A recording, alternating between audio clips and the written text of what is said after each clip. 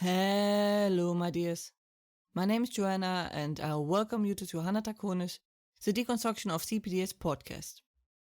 In this episode, we will talk about something that most of you will have asked yourself: why do I sabotage myself? Often the word keep is found in this sentence. Despite our best efforts, we seem to run into the same issues again and again. We need to break the cycle, which starts with talking about it. So let us talk about it. I am sure most of you, if not all, have been in the situation where you caught yourself in a behavior you had sworn not to do again, or you realize you are in the same situation again you never wanted to find yourself again in, or you recreate your trauma. It is something that is hard to explain to anyone not involved, and surely something that cannot be explained with everyday logic. If you have a wound on your body, you usually try to avoid damaging it further, and not redo the wound every now and then. This is once again a conflict between what the brain tries to do to survive and not communicating it properly, or it not being understood, and what we would consider common sense, or at least what it thinks it has to do. This is not the same as repeating relationship issues, as in keep picking the same type of person, being in a specific role, and the like. This has a different cause, which we will talk about in another episode. But it does include dreams, as they are the way to process things. Therefore, we keep having the same dream, at least basically, until we resolve the issue. If your brain finds a trauma, a mystery, or anything it can solve, it is like when you are cleaning and there's that one weird spot that just won't get clean, and you will be drawn back to it in an attempt to clean it. You can try to step away from it. Try. But you will most likely keep being drawn back to it. Why is it there? Why can't I remove it? Most likely you won't find peace until you manage to remove it. And, as you might have guessed, that is the same mechanism we are talking about. We do have a deep-rooted need for answers.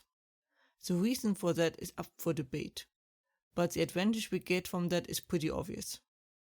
Similar to the spot that just won't get clean, so is an unresolved issue for our brain a stone in the system. It stops the machine from running smoothly, therefore it tries to get the stone out. It picks the stone up again and again and again to see if it now has a place to put it. That is why when we have any sort of conflict, we can just let it go without thinking about it. Now, if we let a conflict escalate or suffer trauma, this mechanism takes a more twisted turn. Our brain isn't just trying to pick a stone, but instead now made the machinery center around that stone. So now your brain is drawn to that scenario. Since that stone has grown too large to sort, the brain made the machinery work around it, which means recreating what caused the stone again and again, in hopes to keep the machine alive. So why does the mechanism of the brain not work? Why does it keep failing and we just keep re-traumatizing ourselves? First, it is important to remember that the brain hates change. It rather keeps a model that kills it slowly than changing to an unfamiliar one.